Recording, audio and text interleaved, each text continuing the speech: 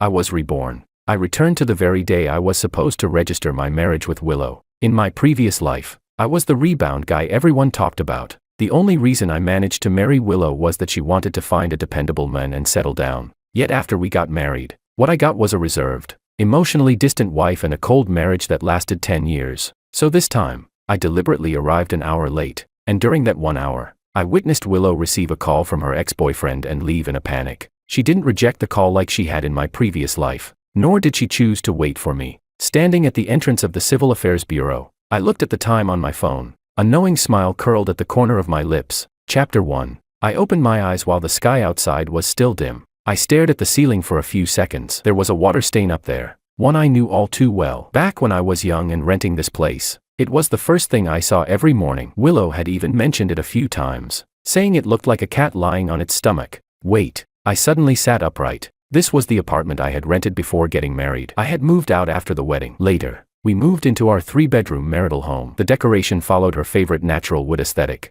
and the living room displayed a decorative painting she had carried back from Northern Europe herself. There were no water stains on that ceiling. I grabbed the phone from my bedside table and turned on the screen. March 15, 2024, 7:03 a.m. March 15. My fingers froze. The glow of the screen reflected on my face, almost painfully bright. I remembered this date. I remembered it far too clearly. For 10 whole years. Every time this date came around, I would unconsciously glance at the calendar a few extra times, as if it were some habit etched into my muscles that I could never quit. March 15, 2024, the day Willow and I registered our marriage. We had agreed to meet at the entrance of the Civil Affairs Bureau at 9 o'clock. That day, I arrived at 8:40 and stood outside for 20 minutes, watching couples come and go. Some were smiling, some were crying, and some looked completely expressionless, as though they were just handling paperwork. Willow arrived exactly at 9. She was wearing a beige trench coat. Her hair was styled more carefully than usual, and her lipstick was a deeper red than normal. When she saw me, she simply nodded. Let's go in. There was no romance, no sweet affection, not even any unnecessary conversation. We queued, filled out forms, took photos, and recited our vows. The entire process was so polite and formal that it felt like handling official business. While taking the photo, the photographer asked us to stand closer together. Willow shifted half a step toward me. I could smell her perfume. A week before our wedding, she had dragged me to a department store to choose it with her. The sales associate had called it a magnet fragrance. Willow tried it and asked if it smelled good. I said it did, so she bought it. Later, she finished 3 bottles of that perfume. 1 bottle every year. The wedding, buying a house, returning home for the holidays, visiting relatives, having children. Everything happened in orderly sequence, like a carefully designed assembly line. Willow was a good wife. She was filial, graceful, rational, and capable. She kept the household running perfectly and never embarrassed me in front of others. My parents liked her. My friends envied me. Even I couldn't point out anything wrong with her. And yet, there was always something standing between us. Thin, transparent, like a layer of plastic wrap covering our marriage. It preserved it, but it also prevented it from breathing. We slept in the same bed, back to back, on weekends. Each of us stared at our own phones. Our conversations revolved around our child, bills, and our parents' medical checkup reports. When she went on business trips, I actually felt relieved. 10 years, 1,000 good nights. Not once did either of us ever say, "I love you." I put down my phone and got out of bed. My bare feet touched the floorboards. The March morning air was chilly. I walked to the window and pulled open the curtains. The street outside looked both familiar and strange. The breakfast stall downstairs had already opened. Several people were standing beside steaming bamboo baskets. The woman selling pancakes was cracking eggs onto a griddle. I had lived here before. I moved away in 2019. Later, this building was demolished. Just last year, I passed by this area and saw nothing but construction barriers and towering cranes. So, had I really come back? Chapter 2. I stood there, watching the sunlight slowly spread across the city, painting the walls of the building opposite in a pale golden glow. I tried to remember how I had come back, but my mind was nothing but a blur of chaos. What had I done last night?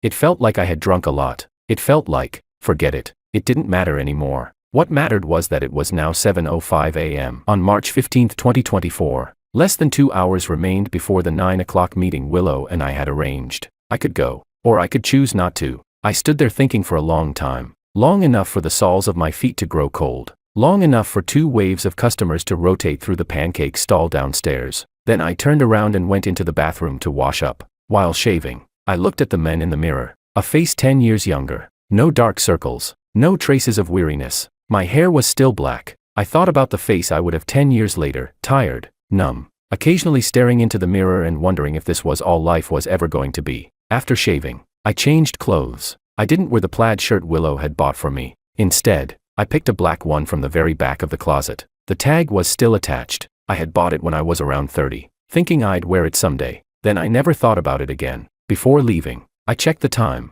8:15 a.m. The Civil Affairs Bureau wasn't far from my rented apartment. A 15-minute walk. If I left now, I'd arrive at 8:30, 10 minutes earlier than I had in my previous life. I stood in the entryway with my hand on the doorknob, but I didn't move. Someone was climbing the stairs outside. The footsteps grew closer, past my door, then gradually faded away. The smell of fried dough sticks and soy milk drifted up from the breakfast shop downstairs. I caught the scent. My stomach stirred slightly. 8:16 a.m. I decided to wait. I didn't know what I was waiting for. I just wanted to wait. I turned back into the apartment and sat down on the couch. It was an old fabric sofa provided by the landlord. The cushions had long since collapsed. The moment I sat down, my body sank into it. Leaning back, I stared at the clock hanging on the wall. It had a cheap plastic frame. The second hand ticked forward one jump at a time. It wasn't very accurate. Every month it lost 2 or 3 minutes. In my previous life, I had thought countless times about replacing that clock, but I never did. I always told myself I would be moving out soon anyway.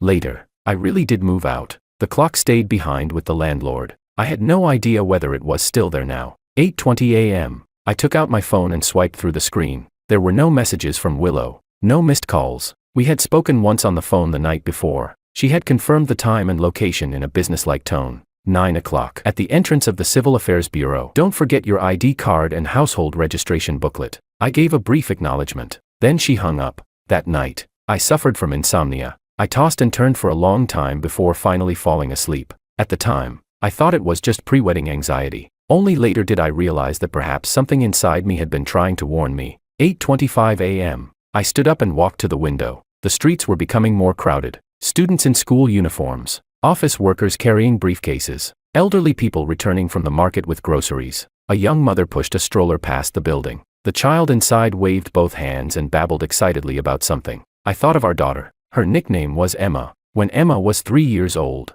Willow took her to early education classes twice a week without fail, rain or shine. Sometimes I got off work early and went to pick her up. I would stand outside the classroom and watch her play games with the teacher. Her eyes curved into crescents whenever she smiled. Emma looked just like Willow. Her eyes, her nose, her mouth, even the way she frowned. But unlike Willow, she loved to smile. Whenever she grinned, 2 tiny canine teeth peeked out. The sight could melt anyone's heart. I loved Emma. Willow loved Emma too. Because of her, we shared countless interactions and conversations. Yet that transparent wall between us never disappeared. Sometimes after reading Emma a bedtime story, I would leave her room and see Willow leaning against the headboard, scrolling through her phone. The glow of the screen illuminated her face. Her expression was as still and lifeless as stagnant water. I would lie down on the other side of the bed with my back facing hers. Half a meter separated us, like a river running between 2 shores. I had thought about asking her many times, "Why did you marry me in the first place?" But I never said the words. I was afraid the answer would be something I didn't want to hear. And I was equally afraid the answer would simply be, "Because you were suitable." What's more painful than a loveless marriage is realizing you were chosen as the safest backup option. 8:30 a.m. My phone rang. I lowered my gaze. It was Willow. Chapter 3. My heart skipped a beat. I stared at Willow's name on the screen, my finger hovering above the answer button. 2 seconds passed. I didn't press it. The ringtone continued. The vibration made the phone tremble lightly in my palm. In my previous life, every time Willow called, I answered immediately. Okay, got it. That was usually how it went. We rarely spent long periods talking on the phone. The longest call we ever had was when we were discussing which kindergarten Emma should attend. It lasted 13 minutes. After that call ended, I sat there holding my phone in a daze. Then I realized that during those entire 13 minutes, we had discussed nothing but practical matters. Not a single unnecessary word. The ringtone stopped. The screen displayed, "Missed call, Willow." I stood there with the phone in my hand, listening to my heartbeat. Thump, thump, thump. Each beat was clear. I didn't call back. 8:35 a.m. I walked to the entryway, changed my shoes, and stepped outside. The stairwell was dim. My footsteps echoed hollowly as I descended. On the second floor, I passed an elderly woman carrying groceries upstairs. I moved aside to let her through. She nodded at me and muttered something under her breath. I didn't catch it. As soon as I exited the building, sunlight poured down directly onto me. The brightness made me squint. I headed toward the Civil Affairs Bureau, but I walked slowly. When I passed the breakfast stall, I stopped.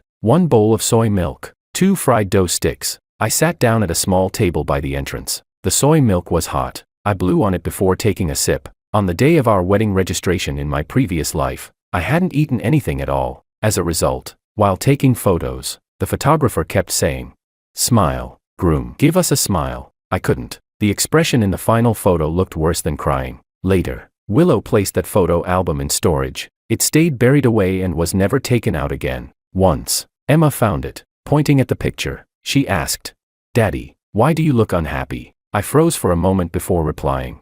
Daddy wasn't unhappy. He was just a little nervous. 8:40 a.m. I finished the last sip of soy milk, paid the bill, and continued walking. Past the street, around one corner, then another 200 meters. That was the Civil Affairs Bureau. I had walked this route countless times in my previous life. I could probably do it with my eyes closed. Yet now, every step felt strangely unreal. As I approached the entrance, I stopped. Standing behind a plane tree, I observed the area. From this angle, I could clearly see both the building and the open space in front of it. Several people were already waiting there. A young couple was helping each other adjust their collars. The girl wore a shy smile. A man in a suit stood nearby, staring down at his phone, probably waiting for someone, but there was no sign of Willow. I leaned against the tree trunk and checked my phone. 8:50 a.m. Compared to my previous life, I was 10 minutes later. Compared to our agreed meeting time, I was still 10 minutes early. Willow probably hadn't arrived yet. Just as the thought crossed my mind, a taxi pulled up in front of the Civil Affairs Bureau. The rear door opened.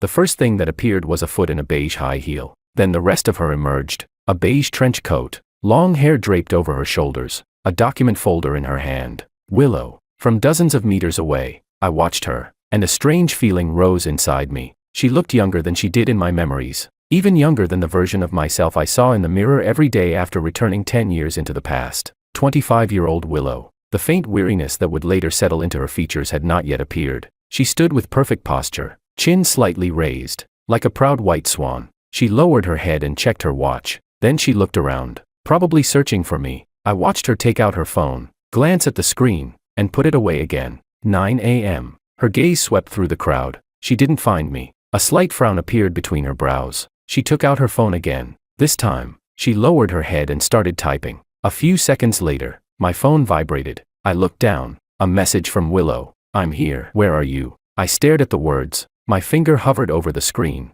Still, I didn't move. 9:01 a.m. Willow stood at the entrance with her phone clenched in her hand. She looked around once more. Her brows drew together even tighter. Her lips pressed into a thin line. I knew that expression. She was unhappy. When Willow was unhappy, she never lost her temper. She never complained. She simply pressed her lips together and swallowed all those emotions by herself. In my previous life, I had seen that expression far too many times. Chapter 4. 9:03 a.m. Willow lowered her head to look at her phone. This time, she wasn't typing. She was staring at the screen, as if she were hesitating about something. From behind the tree, dozens of meters away, I watched her. Then I saw her expression change. It was a strange change. One eyebrow lifted slightly. Her eyes widened just a little. Her lips parted. The expression lasted only 2 seconds. Then she lowered her head again and stared at the phone, her fingers flying rapidly across the screen. After typing for a while, she stopped. She seemed to be waiting for a reply. A few seconds later, her phone vibrated again.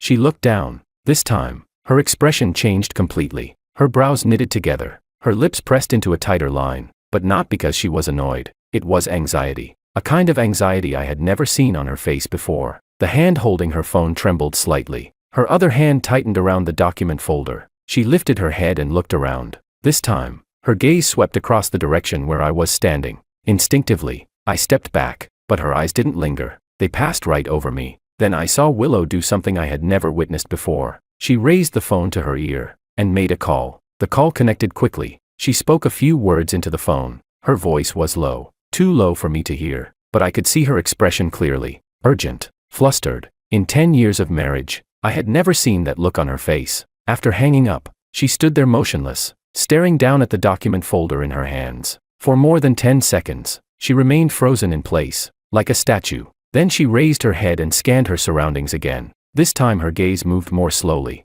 as though she were searching carefully for something. I pressed myself completely behind the tree trunk, exposing only one eye to peek out. She didn't find me. Willow looked at her phone again, probably checking the time. 9:07 a.m. Then she made a decision. She turned around, walked to the roadside, and raised a hand to hail a taxi. The door opened. She got in. The car pulled away and merged into traffic, farther and farther, until it disappeared at the end of the street. I stepped out from behind the tree and stood there, watching the direction in which the taxi had vanished. 9:08 a.m. The wind brushed past my ears, carrying the chill of March. The sunlight falling on my body was warm. Across the street, a music store was playing an old song. Sunny day. The piano intro drifted through the air in broken fragments. I lowered my head and checked my phone. No new messages, no missed calls. Willow hadn't told me she was leaving. She hadn't explained why. She had simply vanished, like a stone dropped into water. It created a ring of ripples. Then the surface became calm again, as though nothing had ever happened.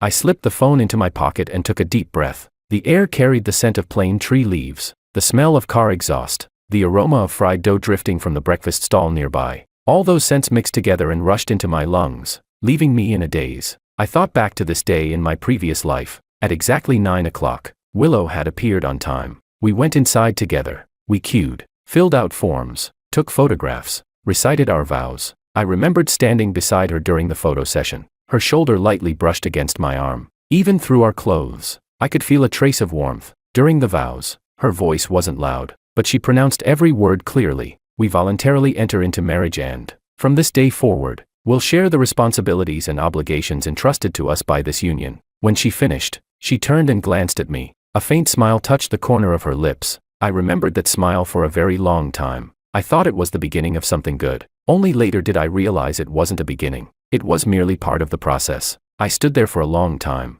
until my phone vibrated again. I looked down. A message from Willow. George, something urgent came up, so I had to leave. I probably won't make it today. Let's reschedule for another day. Sent at 9:13 a.m. I stared at those lines, read them word by word, then read them again. Finally, I typed a reply. Okay, another day. Send. After sending it, I slipped the phone back into my pocket and turned around to walk away. Chapter 5. Willow sat in the taxi, her fingers gripping her phone so tightly that her knuckles had turned white. The city scenery outside rushed past in a blur. She couldn't focus on any of it. Her mind was filled with the contents of that phone call. Willow, Makoto's been in an accident. The caller was Makoto's secretary. Her voice was trembling with tears. He fell from a construction scaffold. There's so much blood. We've called an ambulance and they're taking him to the hospital right now. He said not to contact his family. He told me to call you. Makoto. Willow closed her eyes and took a deep breath. She hadn't heard that name in a very long time. They had broken up 3 years ago.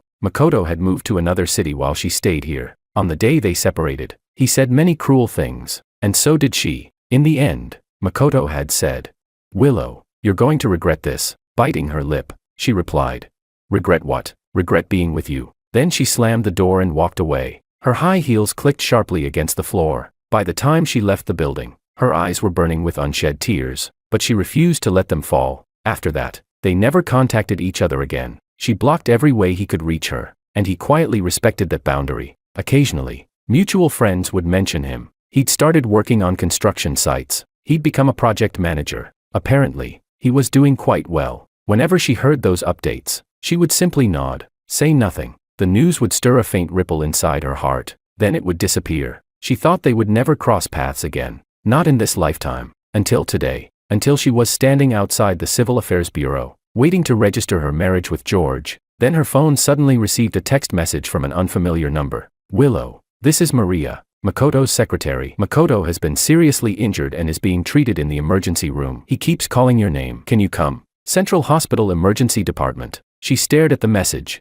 Her mind went blank for several seconds. Then she dialed the number. As soon as the call connected, Maria's voice came through, frantic and disordered. Willow, Makoto fell from a scaffold. It's really serious. He's unconscious now. During the ambulance ride he kept saying your name. I had no choice but to contact you. Standing there with her phone in hand, Willow felt as if everything around her had drifted far away. The people lining up, the people waiting, the people smiling, the people crying. All of them became a blurry background. The only thing she could hear was her own heartbeat. Thump, thump, thump. The pounding echoed in her temples until they hurt. Then she looked up and searched the crowd. George wasn't there. She checked the time. 9:03 a.m. George was 3 minutes late. Willow knew she should have been angry. George was not the kind of person who was careless about time. Whenever they made plans, he was always punctual. Yet today, of all days, he was late. But she couldn't spare any energy for anger. She looked at the message again, bit her lip, then walked to the roadside and hailed a taxi.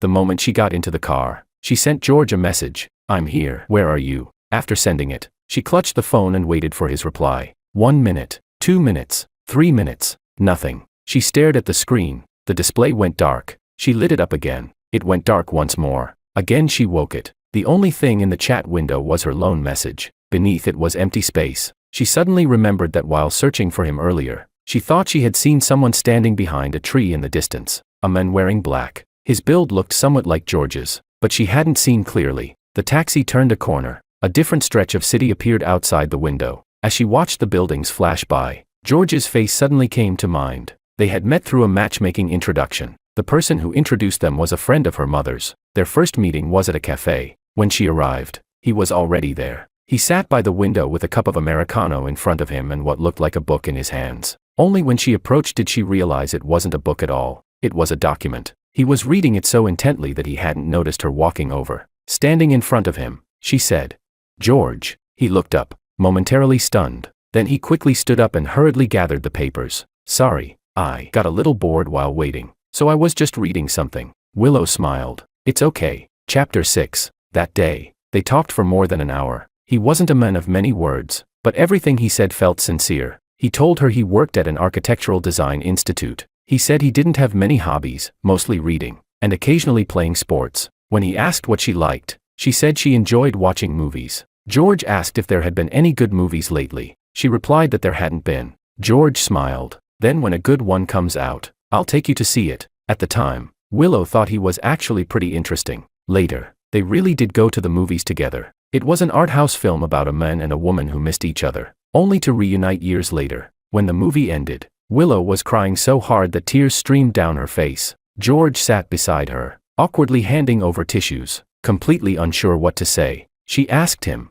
"Why aren't you crying?" He replied, "I don't really know how to cry." She burst out laughing. It was the first time she had laughed out loud in front of him. The taxi came to a stop, pulling her back to reality. "We're here," the driver said. Willow paid the fare and stepped out. Standing before Central Hospital, she looked up at the bright red emergency department sign. People were constantly moving in and out. Some pushed wheelchairs, some wheeled stretchers, others hurried around with anxious expressions. Clutching the document folder tightly, she took a deep breath and walked inside. The emergency department was packed. The sharp smell of disinfectant filled the air. She found the nurse's station and asked where Makoto was. After checking the computer, a nurse informed her that he was in the resuscitation room and that she would have to wait outside. When she arrived, she saw Maria sitting on a bench with her head buried in her hands. Her shoulders shook as she cried, "Maria." Maria looked up. Her eyes were red and swollen. Seeing Willow, she froze briefly before standing. "Willow, you came. How is he?" "He's still being treated." Maria's voice cracked. "The doctor said he hit his head. The situation isn't good."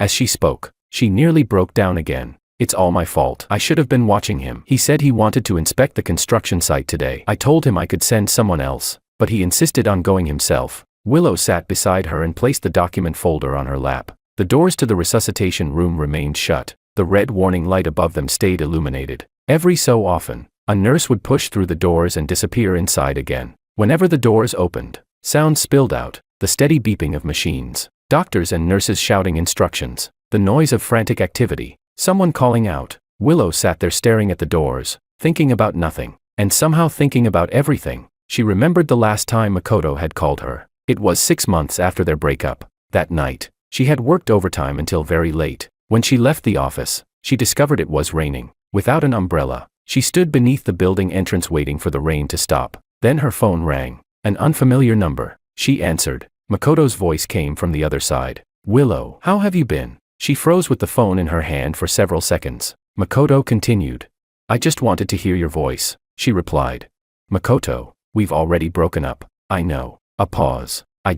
Then he sighed. "Forget it. Get home early. It's raining. Don't get soaked." And then he hung up. Willow stood outside the office listening to the disconnected tone. Rain poured down around her. Droplets splashed onto her shoes. Cold against her skin, she remained there for a very long time. Long enough for the rain to stop. long enough for her phone screen to go dark, light up, then go dark again. That night she couldn't sleep. She tossed and turned endlessly. Memories surfaced one after another. The good moments, the bad moments, the happy times, the painful times. She remembered the cruel words he had said on the day they broke up. She also remembered the letter he had written when they first started dating. In that letter, he had written, "I'll treat you well for the rest of my life." Later, she threw that letter away, and eventually, she forgot him completely, until today. The doors of the resuscitation room opened. A doctor in surgical scrubs walked out, removing his mask. He spoke with obvious exhaustion. "Who is Makoto's family?" Willow immediately stood up, then hesitated. "I'm his friend."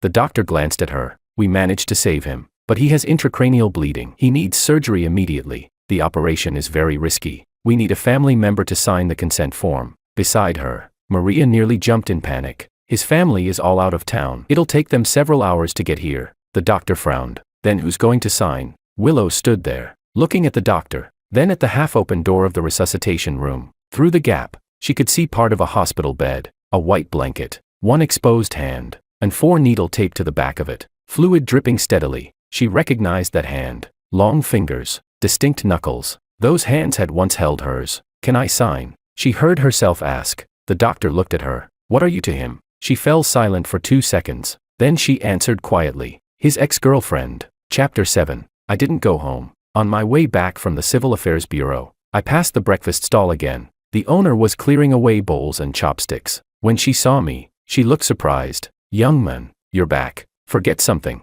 "No," I said. "Another bowl of soy milk." I sat in the same seat as before, holding the bowl and drinking slowly. The soy milk was still hot. This time I didn't bother blowing on it. I took a direct sip. The heat numbed my tongue. I didn't spit it out. I swallowed it. My phone lay on the table, screen facing upward. After finishing the soy milk, I checked the time. 9:45 a.m. 45 minutes had passed since the time I was supposed to register my marriage. I thought back to this same period in my previous life. From 9 to 10 o'clock, what would we have been doing? Standing in line. We waited for about 20 minutes. Then we filled out the forms. I finished mine quickly. Willow finished hers even faster. Afterward, we sat on a bench waiting for our number to be called. Neither of us spoke. We simply sat there. At the time, I wanted to start a conversation, but I couldn't think of anything to say. Ask if she was nervous. I wasn't nervous myself, so that would have sounded fake. Ask if she was hungry.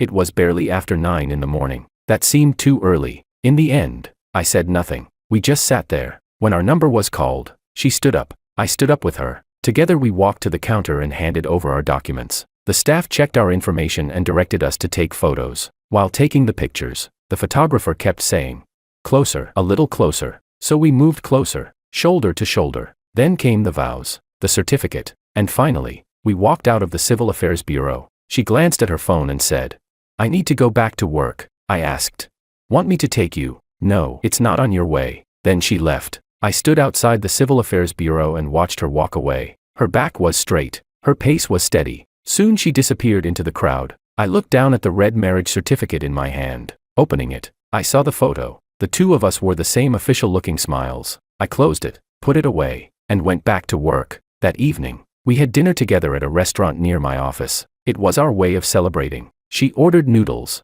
I ordered rice. As we ate, we talked, but every topic revolved around work. After the meal, I paid the bill. She said, "I'll get it," I replied. "No need." She didn't insist. By the time we left the restaurant, the sky was dark. I walked her to the subway station. Standing by the turnstiles, she said, "Get some sleep early tonight. You too." Then she tapped her card and went inside. I turned around and left. That was the first day of our marriage. I finished the last sip of soy milk and set the bowl down. The owner came over to collect it. Casually, she asked, "Young man, something happened today, didn't it? You don't look quite right." I froze briefly, then smiled. "It's nothing." She took the bowl and walked away. I remained seated there, watching people come and go along the street. 10 a.m. My phone vibrated. A message from Willow. "Sorry, I really couldn't make it today. Let's do it another day." Another day. I stared at those words. The corner of my mouth twitched. In my previous life, there had been no another day. It happened on that day, at that exact time, not a minute early or late. If I had really arrived at 9 o'clock today, we would have gone inside. We would have gotten married. We would have lived through those 10 years. Then I would have gotten drunk and woken up here. But this time, I didn't. I was 1 hour late, and in that single hour, I saw a different Willow. A Willow who could panic. A Willow who could become desperate. A Willow who would drop everything and leave without hesitation for someone else. A Willow whose brows tightened. Whose lips pressed together. Whose fingers trembled around her phone. I had known her for 10 years. I had never seen her like that. I always thought she was simply that kind of person. Calm, distant, composed no matter what happened. I never knew she could panic. Never knew she could lose control. Never knew she could abandon everything after receiving a single phone call. Who had made that call? I didn't know, but I knew one thing. That person was definitely not me. I stood up and headed home. When I reached the building downstairs, I saw a familiar figure. Willow. Chapter 8. She was standing outside the building I rented, looking down at her phone. She didn't notice me approaching. She was still wearing the beige trench coat, but her hair was a little messy now, and exhaustion from running around all morning showed on her face. Why was she here? My footsteps paused for a moment, then I continued walking forward. The sound of my steps caught her attention. She looked up, saw me, and froze. "George," I asked. "Why are you here?" She stood there clutching the document folder. Her lips moved slightly, but no words came out. I stopped 3 steps away from her. We stood facing each other. Between us stretched the March sunlight and the breeze. "Today," she began. Her voice strained. "Makoto had an accident." Makoto. When I heard that name, memories surfaced. In my previous life, I had heard it once before, not long after our marriage. One day she answered a phone call and her expression seemed unusual. I casually asked who it was. She replied, "An old friend." Later, I happened to see the name on her phone. Makoto. The chat history was empty. I never asked about it. "What happened to him?" I asked. "He fell from a construction scaffold. He was being treated in the hospital." She paused. "I went to the hospital earlier." I nodded. "Is he okay?" "They managed to save him, but he needs surgery. He's still not out of danger." She lowered her eyes. "His family hasn't arrived yet." "So, I stayed there for a while." I nodded again. Silence fell between us. The sunlight illuminated tiny specks of dust drifting through the air. Somewhere upstairs, a window opened. The sound of someone beating out a blanket echoed rhythmically through the courtyard. Then she asked, "Why didn't you go to the Civil Affairs Bureau?" I looked at her. "I did." She froze. "I didn't see you." "I saw you." My voice was calm. "I was standing behind the plane tree across the street. I stayed there for a while." She looked at me. Her expression complicated. "Then why didn't you come over?" I didn't answer immediately. I thought about my previous life, about those 10 years, about the thin, transparent wall that had always existed between us, about countless nights spent sleeping back to back, about the lifeless expression she wore so often, about the moment when Emma asked, "Daddy, why are you unhappy?" and how I couldn't answer. Finally, I said, "I wanted to see what you would do if I didn't show up." Willow's gaze froze. The wind lifted her hair. Several strands drifted across her face. She didn't brush them away. She simply looked at me. "You saw it?" "Yes." And then, looking at her, I suddenly felt there were things I could finally say. "Willow." I spoke her name calmly. "How long have we known each other?" She seemed surprised by the question. "About 3 months." 3 months. We met through matchmaking. Saw each other 5 or 6 times. Had dinner together. Watched one movie. Then decided to get married. In my previous life, that had seemed perfectly normal. After all, we were both at the age where marriage was expected. The conditions matched. Our personalities seemed compatible. Our families approved. So why not? But now I didn't think that way anymore. 3 months, I said. "Do you think you really know me?" She didn't answer. "I don't know you either." I paused. "I remember you telling me that you're slow to warm up to people, that you're reserved, that you're not good at expressing yourself. But when I saw you answering that phone call today, when I saw how panicked you were, that was when I realized you have another side to you." Willow's eyelashes trembled. I continued, "I know why you're marrying me. You're at the age where your family is pressuring you. You think I'm a decent option. You don't dislike me. I'm the same." She didn't deny it. I continued. "But when I stood there watching you today, I found myself wondering something. If one day something happened to me, would you come running for me the way you ran for him?" Willow parted her lips. She seemed about to say something, but no words came. "You don't need to answer." I shook my head gently. "I don't want to know the answer either." Chapter 9. The sunlight stretched a long shadow between us. The sound of blankets being beaten upstairs stopped. A window closed. Then everything became quiet. I asked, "Makoto is your ex-boyfriend?" "Yes." After a brief pause, I asked, "When you rushed over there earlier, what were you thinking?" Willow was silent for a long time. Then she said, "Nothing." I raised an eyebrow. "Nothing." She nodded. "It was just, when I heard he was hurt, I wanted to go see him." She lowered her gaze. "I didn't think about anything else. I didn't think about whether I should go. I didn't think about whether you'd be waiting for me. I didn't think about anything. I nodded. I understood that answer. So what are you thinking now? I asked. She looked up at me. There was a trace of confusion in her eyes. I don't know, she said.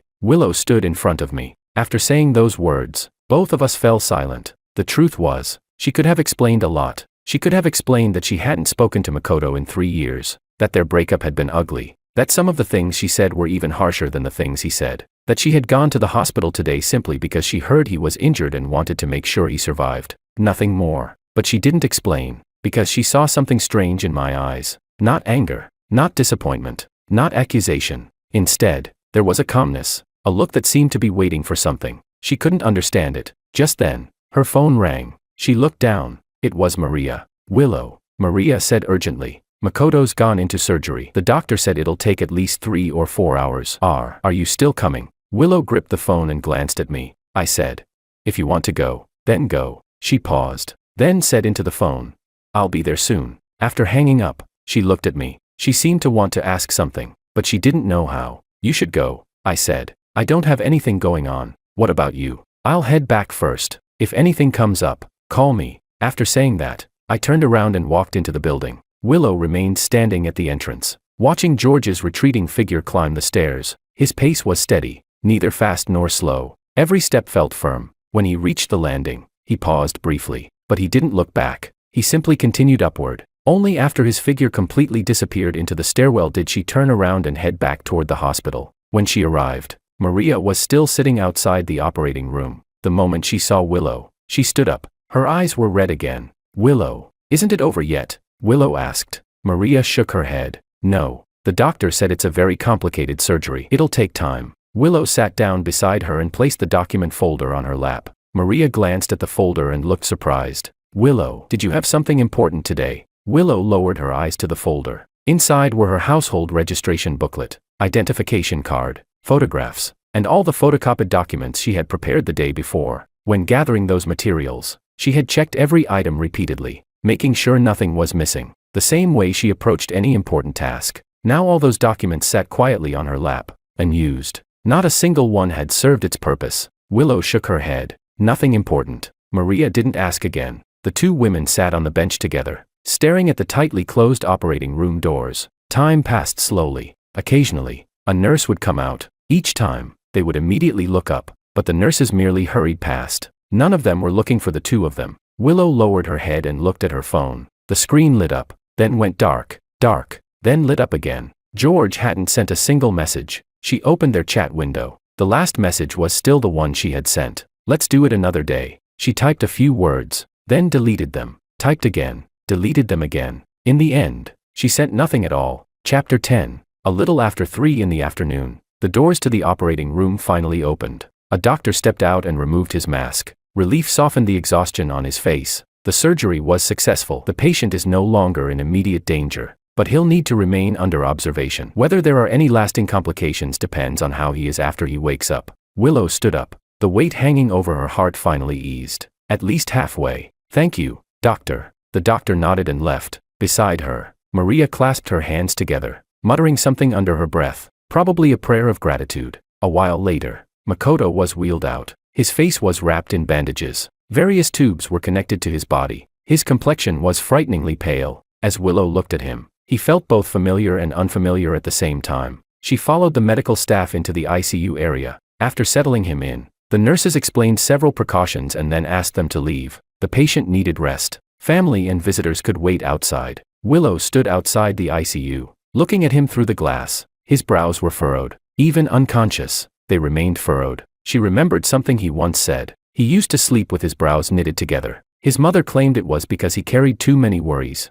Makoto always denied it, and now she saw that familiar frown again. Willow, Maria said quietly beside her. Makoto, he never forgot you. Willow said nothing. Maria continued. He's mentioned you so many times. He said the biggest regret of his life was breaking up with you. There are still old photos of you saved on his phone. I've seen them myself. Miss Maria. Willow interrupted her. Please stop. Maria immediately fell silent. She stood nearby, secretly watching Willow. Willow remained where she was, looking at the men behind the glass. Yet the person on her mind was George. She remembered him standing in front of her, remembered the calm look in his eyes when he said, I don't want to know the answer either. She remembered his back as he turned and walked into the stairwell, remembered how he paused briefly at the landing, but never looked back. Suddenly, she felt tired. Not physically tired, it was the feeling of something inside her sinking, falling endlessly, never reaching the bottom. Her phone rang. She lowered her gaze. A message from George. How did everything turn out? She stared at those words. For 2 seconds, she simply looked. Then she typed. The surgery was successful. He's still being monitored in the ICU. After sending it, she waited for a reply. She waited a long time. Eventually, only one word appeared. Good. I sent that single word and set my phone aside. Lying on the couch in my rented apartment, I stared at the water stain on the ceiling. My thoughts were a complete mess. Ever since returning from the Civil Affairs Bureau, one question had been circling endlessly in my mind. What would have happened if I had arrived on time today? I knew the answer all too well. We would have registered our marriage. We would have gotten married. We would have lived through those 10 years. She would have been a good wife. I would have been a good husband. We would have had an adorable daughter. We would have started paying a mortgage, enrolled our child in early education classes, gone home during the holidays to deal with relatives. We would have maintained a respectable marriage in front of everyone else, and spent 10 years sleeping back to back in the same bed. We would have grown older, more tired, more silent, until one day, one of us finally asked, "What exactly are we doing?" I didn't know whether that person would have been me. I didn't know whether it would have been her. But now things were different. Today I hadn't arrived on time, and she hadn't waited for me. She ran to the hospital because of a single phone call. I stood behind a tree and watched it all happen. We hadn't registered our marriage yet. The thin, transparent wall between us hadn't been completely built. I still had a choice. I could continue. I could arrange another date. I could follow the original script all the way to the end. I could pretend those 10 years of memories never existed. Pretend I knew nothing. Live the kind of life whose ending could be seen at a glance. Or I could stop. I could tell her, "We aren't right for each other. Let's just leave it here." She would probably be surprised for a moment, then nod and say okay. She would return to her own life. She would continue waiting for that phone call. She would what? I didn't know. I only knew one thing. In my previous life, she waited 10 years and never truly received that call. Or perhaps she did, but I wasn't the one making it. I remembered the expression on her face that day at the hospital, the way she stood outside the operating room, looking through the glass at the person inside. It was an expression I had never seen before, and at that moment, I finally understood something. So she was capable of looking at someone that way. It was just that the person was never me. Chapter 11. My phone vibrated again. I picked it up. A message from Willow. Makoto woke up. I stared at the words. I typed a few sentences, deleted them. In the end, I replied with only one word. A while later, another message arrived. His family is here. I'm leaving now. I looked at the message and didn't know how to respond. I knew where she was, standing outside the hospital, maybe raising her hand to hail a taxi. I knew she was still wearing that beige trench coat. I knew her hair was probably a little messy. I knew exhaustion was written all over her face. I knew she was still carrying that document folder. Inside were all the papers that should have been used today, but I didn't know what she was thinking. I didn't know where she wanted to go. Home? Or here? I didn't ask. A few moments later, another message appeared. Where are you? I stared at those words. After hesitating for several seconds, I typed, at home. After sending it, I sat up and looked toward the door. I was waiting for her to come, and I was also waiting for an answer. Willow stood outside the hospital, looking at the message on her screen. At home. She lifted her head and looked at the street. The sky had already darkened. The streetlights weren't on yet. Headlights streamed endlessly through the road, forming rivers of moving light. A cool breeze blew past. She tightened her trench coat around herself. She should go home, take a shower, change into clean clothes, get some proper sleep. Too many things had happened today. She needed time to process them, but she didn't walk toward the subway station. Instead, she stood at the roadside and hailed a taxi. Then she gave the driver the address of my apartment complex. The car pulled away. Buildings rushed backward outside the window. Leaning against the seat, she closed her eyes. Her thoughts were a tangled mess. When Makoto woke up, she had been standing beside his bed. His eyes slowly opened. His gaze wandered through the hospital room before settling on her face. He stared at her for several seconds. Then his lips moved. His voice came out hoarse. Willow. She nodded. His eyes suddenly turned red. At that moment, something inside her trembled violently. Not because she was moved, but because, for a split second, she remembered things from many years ago, back when they had first started dating. Once, she had been hospitalized with an illness. Makoto had taken leave from work and stayed with her. For 3 entire days, he never left. One night she woke up and found him asleep beside her bed. His brows were furrowed. His mouth hung slightly open, like a child. Back then, she had thought, this is the person I'll spend my life with. Yet they still broke up. His family opposed the relationship. Caught between both sides, he struggled. In the end, he chose his family. On the day they separated, he stood in front of her with his head lowered, filled with guilt. Willow, I'm sorry, she answered. Does saying sorry change anything? Then she slammed the door and walked away. After that, she never cried again, until today. Lying in the hospital bed, his eyes red, he looked at her and asked, "Why did you come?" "Your secretary called me." He nodded, closed his eyes. After a long silence, he said one more thing. "Thank you." Just those 2 words, thanking her for making the trip. Willow stood there, unsure what to say. Soon afterward, a nurse entered and informed them that family members could come in to visit. Willow stepped outside. Then she saw his parents hurrying down the corridor. Their movements were frantic. The expressions on their faces were difficult to read. Standing by the doorway, she watched them enter. She heard his mother crying, heard his father speaking softly beside her. Then Willow turned around and left. Outside the hospital, she sent George that message, and now she was sitting in a taxi, heading toward him. She didn't know what she wanted to do. Maybe she simply wanted to see him. The taxi came to a stop. She paid the fare, got out, and entered the aging apartment building.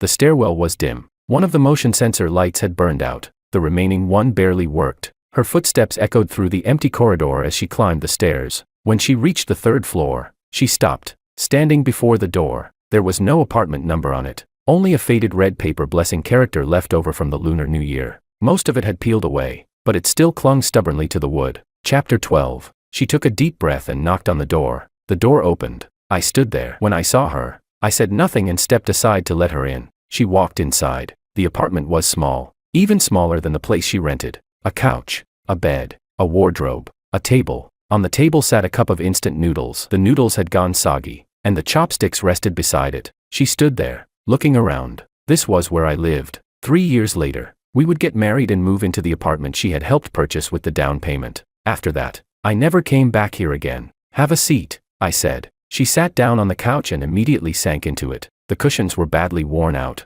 I stood by the window and looked at her. Neither of us spoke. After a long while, she finally said, "Makoto woke up.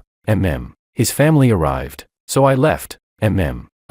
She paused, unsure how to continue. I don't know if what I did today was right. I looked at her but didn't respond. She continued, "I haven't spoken to him in 3 years. Then today I suddenly got that call saying he'd been hurt, and I didn't think about anything. I just ran there." I nodded. Then she asked, "Are you angry?" "No." She froze. "Why aren't you angry?" Looking into her eyes, I answered, "Because I didn't show up on time today either." She fell silent. I continued, "I stood behind that tree and watched you wait for me. I watched you stand there for more than 10 minutes. I watched you answer the phone. I watched your expression change. I watched you run away. And while I was standing there, I kept thinking about something. The person you were waiting for should have been me, but the person you were thinking about when you ran away wasn't me." Something tightened sharply in her chest. "Willow." I spoke her name calmly. "Have you ever loved me?" She opened her mouth. She wanted to say yes, but the word caught in her throat. No matter how hard she tried, she couldn't force it out. "You don't have to answer." I shook my head. I spent the entire afternoon thinking, and I finally understood something. She looked at me, waiting. We really could get married. Our circumstances fit. Our personalities fit. Our families approve. We could have a child. Spend a lifetime together. There's nothing wrong with that. A lot of people live that way. I paused before continuing. "But Willow, the way you look today, I've never seen that side of you before. It's not because you were panicking. It's because the person who made you panic wasn't me." As she listened, her eyes slowly turned red. "I don't really know what love is," I said, "but I think I know what settling looks like." A car horn sounded somewhere outside, faint and distant, as if it came from another world. That 1 hour today, it showed me what our life would look like 10 years from now, or 20. It's not that it would be bad. I stopped and searched for the right word. It's just not enough. Willow lowered her head. A tear slipped down and landed on her knee. A small patch of fabric darkened. She thought about the hospital, about the way Makoto's eyes had turned red when he saw her wake up beside his bed. She thought about years ago, when she was hospitalized and he had fallen asleep beside her bedside. She thought about the day they broke up,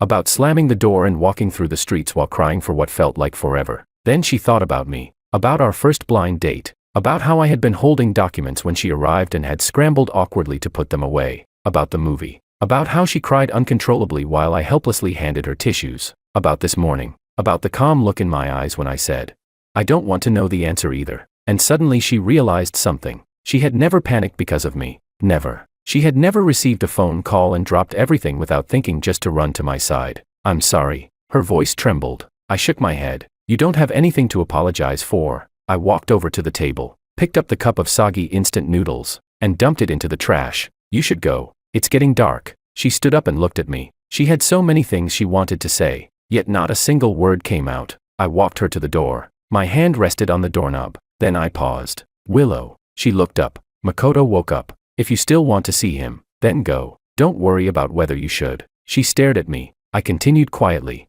Some things, once they're missed, they're really gone forever. I opened the door and stepped aside. She walked out and stood in the hallway. Then she turned back to look at me. I remained in the doorway. The light from the apartment behind me stretched my shadow across the floor. George. She called my name. Yeah, you. She seemed unable to find the right words. Take care of yourself. I nodded. She turned around and went downstairs. Her footsteps grew fainter and fainter, until they disappeared completely. I stood in the doorway, looking at the empty hallway, for a long time. Then I closed the door, returned to the apartment, and sat down on the couch. I looked at the water stain on the ceiling, the one that looked like a cat lying on its stomach. In the small apartment where I had lived for years, everything suddenly felt very quiet. My phone lit up. I picked it up. A message from her. Thank you for today. I stared at it for a long time. Then I typed a reply. You're welcome. I'll invite you to my wedding someday. Send. Chapter 13. I set my phone aside and closed my eyes. Outside the window, the streetlights came on. Their warm orange glow filtered into the room, spreading a faint layer of warmth across the floor. I thought about my previous life, about those 10 years, about Emma, about the last meal we ate together, about the night I got drunk, about the moment I opened my eyes and saw that water stain on the ceiling. And then I thought, this is good. Really, this is good. 3 months later, the June sun was blazing. I stood outside my office building and checked the address on my phone one more time. No. 18 Xiangyang Road, Lily Hall. I put away my phone and headed in that direction. Today was Makoto and Willow's wedding. When I received the invitation, I stared at it for several seconds. The invitation was bright red. Printed on it were 2 names, Makoto, Willow. Beneath them was a line of smaller text. You are cordially invited to witness our happiest moment. The sender was Willow. Looking at those words, I remembered that night 3 months ago. The night she stood at my door with tears in her eyes and apologized. The night I replied, I'll invite you to my wedding someday. I hadn't expected those words to become reality so soon.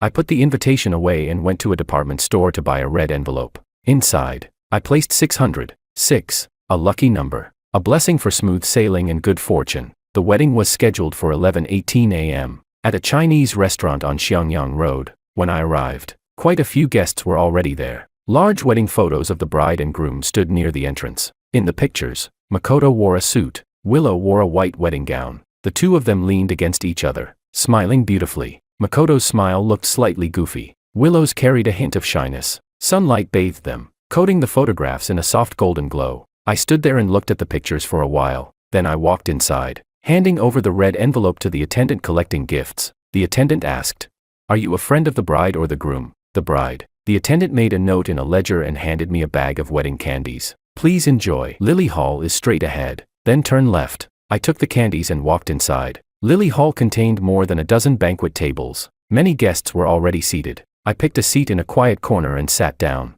placing the wedding candies on the table. The ceremony hadn't started yet. The host was testing the sound equipment on stage. Soft music filled the hall. Some guests chatted. Others scrolled through their phones. Children ran up and down the aisles. The tables were neatly arranged with sunflower seeds, peanuts, and sweets. Red tablecloths, golden tableware. Everything looked festive. I unwrapped a piece of candy and put it in my mouth. Milk candy. Soft, sweet, almost too sweet. At exactly 11:18 a.m., the wedding began. The host stepped onto the stage and delivered a brief introduction. Then he invited the groom to come forward. Makoto emerged from a side entrance, dressed in a black suit, a bow tie at his collar, a smile on his face. His injuries had healed completely. No one would have guessed that 3 months earlier he had nearly died. The host asked whether he was nervous. Makoto admitted that he was. Someone in the audience shouted for him to sing a song. He waved his hands quickly. I can't sing. Laughter erupted around the room. Then the music changed. The wedding march began. The doors opened.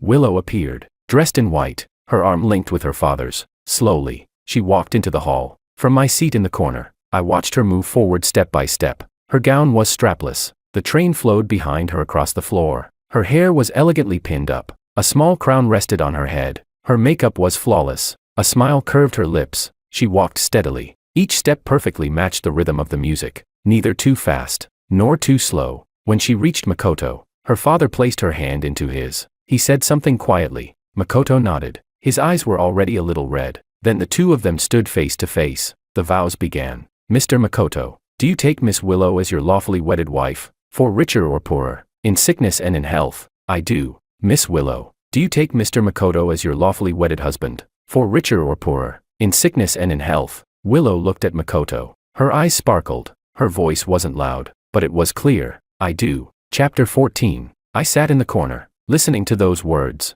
I do. I thought back to 3 months ago, to that morning outside the Civil Affairs Bureau, when I watched Willow get into a taxi and leave. I remembered her sitting in the back seat, clutching that document folder. The panic on her face was something I had never seen before. That was when I knew who I had lost to. Not Makoto. I lost to that phone call. I lost to the person she ran to without thinking. The rings were exchanged. The couple drank from their wedding cups. Both sets of parents came on stage to speak, one step after another. The ceremony followed its course. Finally, the host announced the banquet. Servers carried dishes out one after another. I picked up some food and ate slowly. The guest beside me started a conversation. You're a friend of the bride? Yeah. How long have you known her? 3 months. The men nodded and asked no further questions. Halfway through the meal, the bride and groom began making their rounds to toast the guests. Starting from the main table, they moved from one table to the next. When they reached mine, Willow saw me. She froze. Makoto followed her gaze. He froze too. The three of us stood facing one another. For a moment,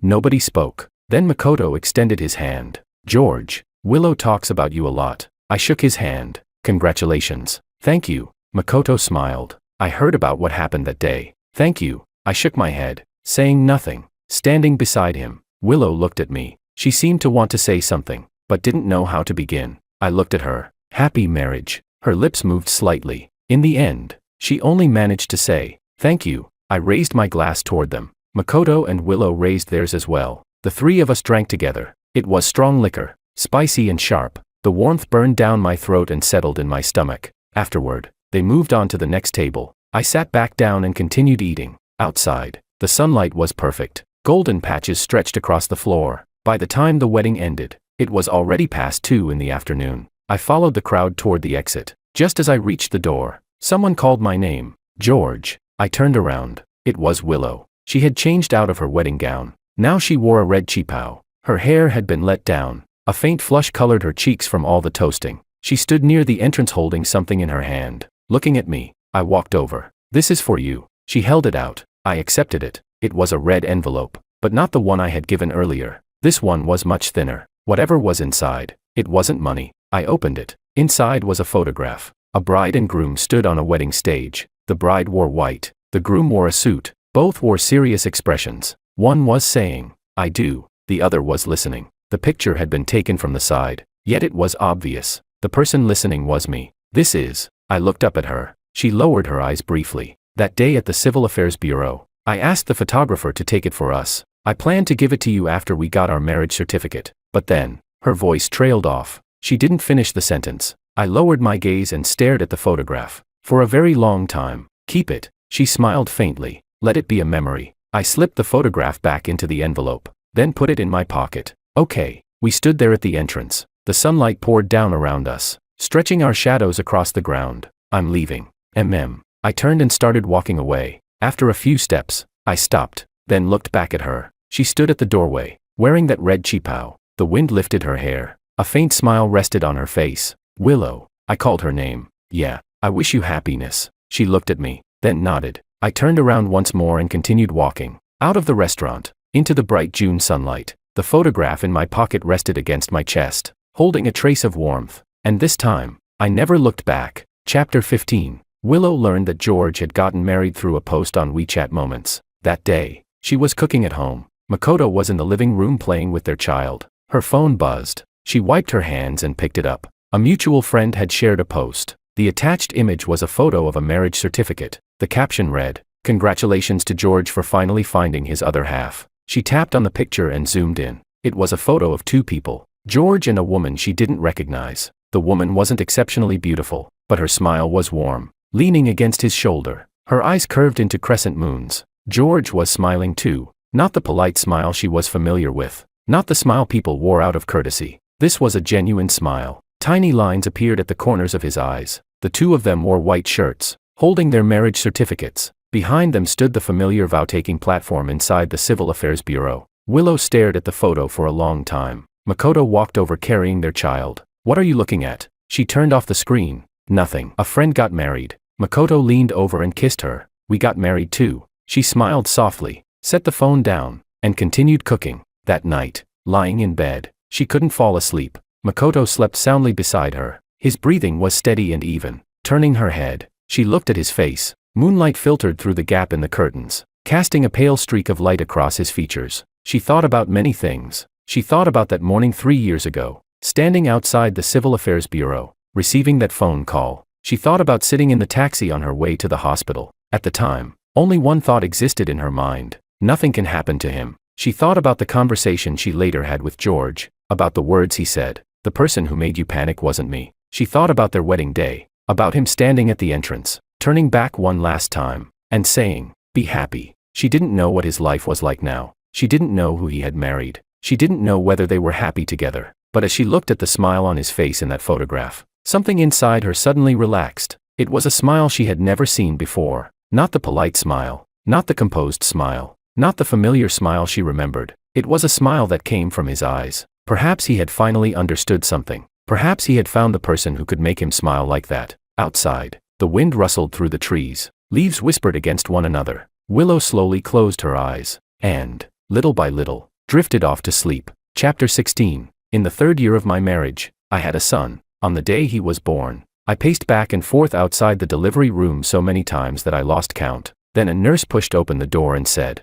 "Mother and baby are both healthy." My legs nearly gave out. I almost collapsed onto the floor. When I finally went inside and saw my wife, her face was pale and her hair was soaked with sweat. Yet she was still smiling at me. "Tired?" I asked. She rolled her eyes. "What do you think? You'd be tired too if you were the one giving birth." I held her hand, and suddenly found myself at a loss for words. We named our son Jack. Simple, easy to write. When he turned 1 month old, we held a banquet. A lot of people came. Friends, colleagues, relatives. More than a dozen tables were filled. I carried Jack in my arms and moved from table to table offering toasts. The little guy slept soundly the entire time, completely unaware of the celebration around him. When I reached one particular table, I saw a familiar figure. Willow. She sat in a corner wearing a light blue dress. Her hair was shorter than before. A faint smile rested on her face. When she saw me approaching, she stood up. "Congratulations," she said. I froze for a moment. "What are you doing here?" "One of Makoto's classmates is your friend," she explained.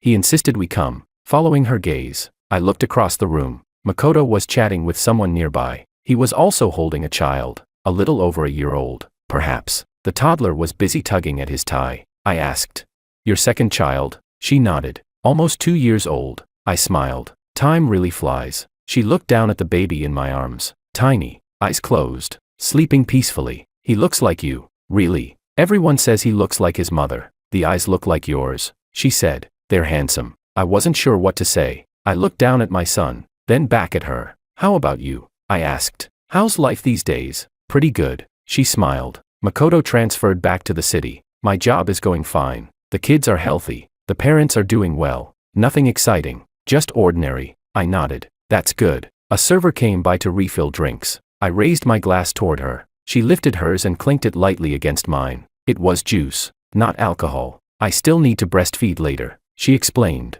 Only then did I notice the faint milk stains on the front of her dress. They were subtle, easy to miss. "That's hard work." She shook her head. "That's just motherhood." We stood there chatting for a while, about the baby's 1-month celebration, about parenting, about work, about housing prices, ordinary topics, the kind of conversation 2 old acquaintances might have. Nothing more. Eventually I said, "I should keep going. There are still a lot of people waiting for a toast." "Okay," she smiled. "You should go." I turned around and carried Jack toward the next table. After a few steps, I glanced back. She had already returned to her seat, talking with Makoto. Makoto handed their child to her. She took the little one into her arms and kissed the child's cheek. Then she looked up. Our eyes met. She waved at me. I waved back. Then I turned around and kept walking. By the time the banquet ended, it was already after 3 in the afternoon. I saw off the last group of guests, then stood outside the restaurant entrance. The ground was littered with sunflower seed shells and cigarette butts. I let out a long breath. My wife walked over carrying the baby and leaned against me. Tired? She asked.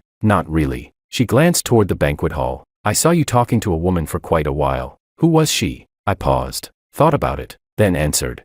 An old friend. Old? Yeah. I smiled. A very long time ago. My wife didn't ask any further questions. Instead, she shoved Jack into my arms. Hold him. I'm going to the restroom. I took my son and stood at the entrance, watching the traffic move endlessly down the road. Jack shifted in my arms, opened his eyes, looked at me briefly, then closed them again. The sunlight fell over us, warm and gentle. Looking down at his tiny face, I suddenly remembered a figure from many years ago. A beige trench coat, long hair over her shoulders, a document folder in her hand. She waited for more than 10 minutes, then received a phone call, turned around, and got into a taxi. I stood behind a plane tree and watched her disappear into the distance. At the time, I thought that was the end. Only later did I realize it was merely the beginning. Chapter 17. The phone in my pocket vibrated. I took it out and looked at the screen. A text message. An unfamiliar number. No signature. Just a single sentence. Seeing you holding your child today felt wonderful. I'm happy for you.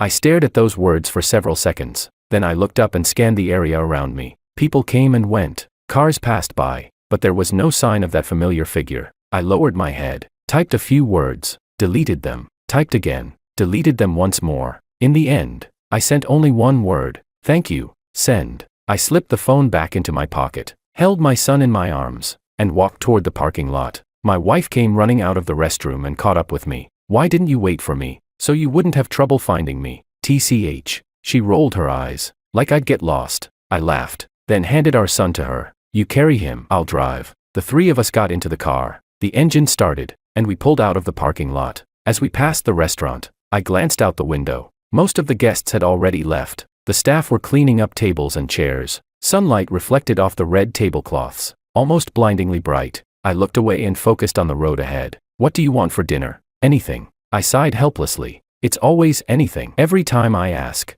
that's what you say. Hot pot. It's too hot for that. Then what do you want? She thought for a moment. I want crayfish. All right, crayfish it is. Really? Really? My wife smiled. Her eyes curved into crescent moons. I glanced at her smile, then smiled myself. The car merged into traffic and continued forward. Sunlight streamed through the window, casting warm patches of light across my face. I thought, this is nice. Really, this is nice. Chapter 18. Another March 15th. I stood by the window, looking out at the street. 20 years. 20 years had passed since the morning I woke up in that rented apartment. The city outside had changed dramatically. That old building had long since been demolished. A modern residential complex stood in its place. The breakfast stall downstairs was gone. Now there was a convenience store there. I had no idea where the woman who sold pancakes ended up. Sometimes, when I passed a pancake stand elsewhere in the city, I would think of her. 20 years. Long enough for a city to transform. Long enough for me to grow old. I looked down at my hands. Faint age spots had appeared on the backs of them. The joints were larger now,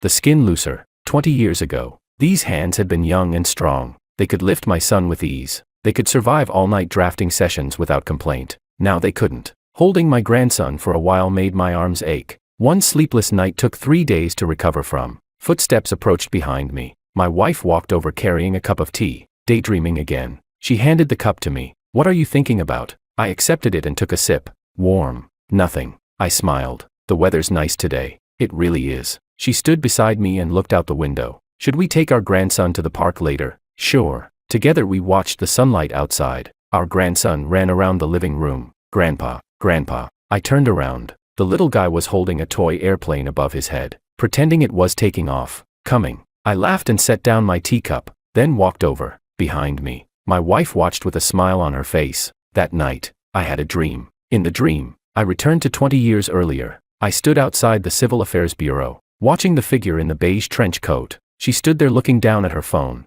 her brows slightly furrowed, as if waiting for someone. I wanted to walk over, but my legs wouldn't move. I wanted to call her name, but my mouth wouldn't open, so I simply stood there, watching. Then she answered a phone call. Her expression changed. She turned around and ran toward a taxi. The door opened. She got in. The car pulled away. Farther. Farther. until it disappeared at the end of the street. I stood there watching the direction it vanished. The sunlight falling on me was warm. Then someone called my name from behind. I turned around. My wife stood beneath a plane tree. Our 1-month-old son rested in her arms. She smiled at me. "Let's go home." I nodded and walked toward her. After a few steps, I suddenly stopped, then looked back one last time. The end of the street was empty. There was nothing there. I turned around and continued forward. The sunlight stretched our shadows into long shapes across the ground. 3 shadows overlapping together. Impossible to tell where one ended and another began. I reached her side, took our son into my arms, and kissed his little cheek.